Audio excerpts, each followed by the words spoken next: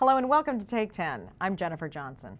With us in the studio today is Lori-Christina Webb. Ms. Webb is the Executive Director working with the Deputy Superintendent for Teaching, Learning, and Programs. And thanks for being with us. Kind of a mouthful, but we'll get to the point of what that all means. But you are specifically working now on revisions to the strategic plan. And before we get into the revisions, can you explain to our audience what the strategic plan actually is? The strategic plan is the plan for the district that kind of talks about where we're going, what's important how we monitor how we're doing, if we know we're on the right track, and what we think it's important for kids and students and teachers and community to know and be able to do. So what we're doing, how do we make it better, kind of like that? That's and it. Is the revisions to the strategic plan, this is something the superintendent wanted, and so what specifically are you looking at? Well, the superintendent did want the revisions. It's a particularly good time to rethink our strategic plan because there are a lot of changes both nationally and in the state that are kind of coming together in a perfect storm.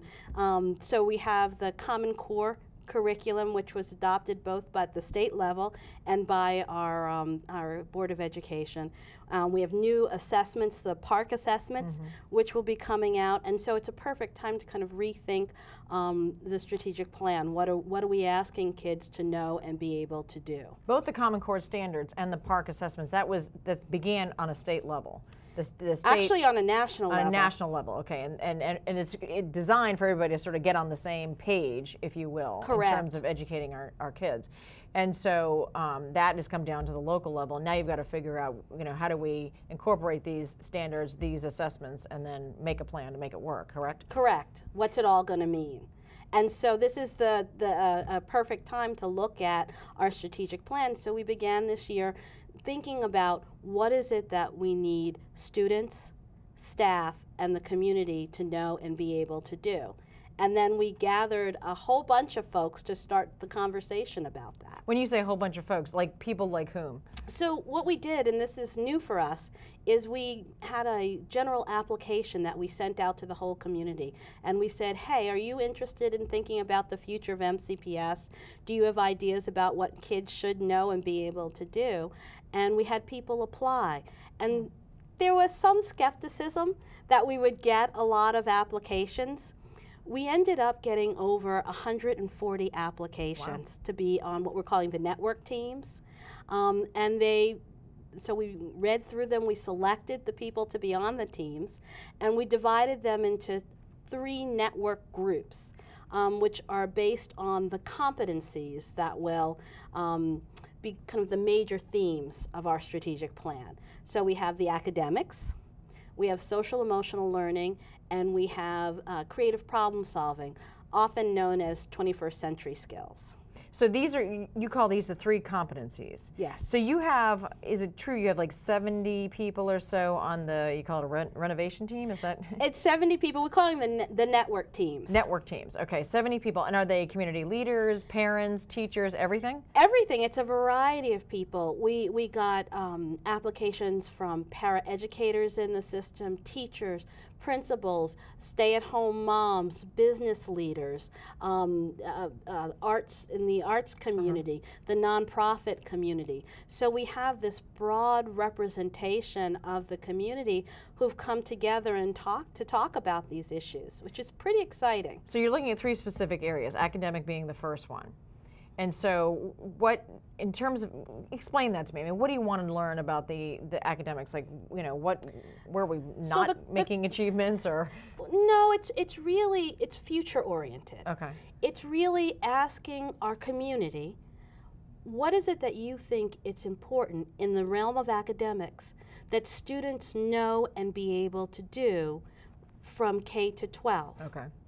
And then, what is it that you think that staff, whether they're teachers or support staff, what do they need to know and be able to do to support students K to 12? And then, and this is again new for us, we're asking, what does the community need? Right. to know and be able to do to support students. So it's really a vision where we're all in this together, we all own the outcome, and what is it that we think together is important so that that's the direction we move in. Now you're also looking at the social aspect of the kids' learning. Social emotional. Social emotional, why that? Well, what we find is that a student's sense of well-being is an important component in how well their life outcomes are. So if they are able to, for example, self-regulate, you know, in the old days we call anger management. Right. You know, is that what we call it now? Self-regulating. Self-regulating. Okay. Times change. Right. So we move with them. But so, if are they able to do that? Are they able to persist? Do they, you know, Right. are they able to persist with the task? All of those kind of skills, how they feel about themselves and how their behavior is reflected. Okay, and the third competency, if you will, is about creative problem solving, but you said it's about It's often called 21st 21st century. century thinking or something? Yes, and a lot of times it's not a clear delineation from social emotional. Right. So I talked about persistence a little earlier, and persistence is a big skill. In 21st century, they often talk about it as grit, the ability to marry passion and persistence. Right. And call it grit, and that's really one of the things that we know helps people be successful long term. Right. Also the ability to critically think, to problem solve, to come up with hypothesis, and then do the analysis, to evaluate, all of those things, and then the ability to work collaboratively in teams.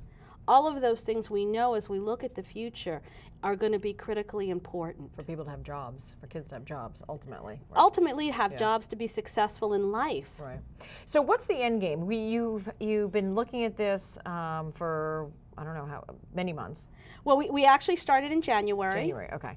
And so when do you need to be finished with, you know, the revisions of the plan or have the new plan drawn up? So we go to the board at the end of June for their approval. And prior to that, what we've done is worked with the network team. We've also called just a general call out to the community. Hey, anybody interested in talking about this? We brought them in, got their ideas, and gave them to the network team to consider. Now we're getting to the point where we'll have a product from the network team, something for people to react to. So we're going out to a whole bunch of groups. We're meeting with the principals, we're meeting with central office, we're meeting with PTA, Council of Teaching and Learning, which is a teachers organization, and we're going to get their reaction, and that'll all inform the draft that we then take to the board at the end of June. So you'll have a report at the end of June to go to the Board of Education. We will. Saying this is what we need to do to change our strategic plan. Are these the changes we think? Right. This is what we think the future should look like. Now, are you still taking in community input? Like, if people want to contact you, is there? There's a website, so people can follow the progress of the network teams and send in input if they'd like about where we're going. And of course, there'll be time for them to react to the final product. When is the last time the strategic plan, or I don't know if it was called that in years past, was looked at and revised? Well, you know, it's interesting. It was generally looked at and revised annually, but they were minor tinkering. This is a significant rethinking. It seemed a particularly good juncture to really think about the future.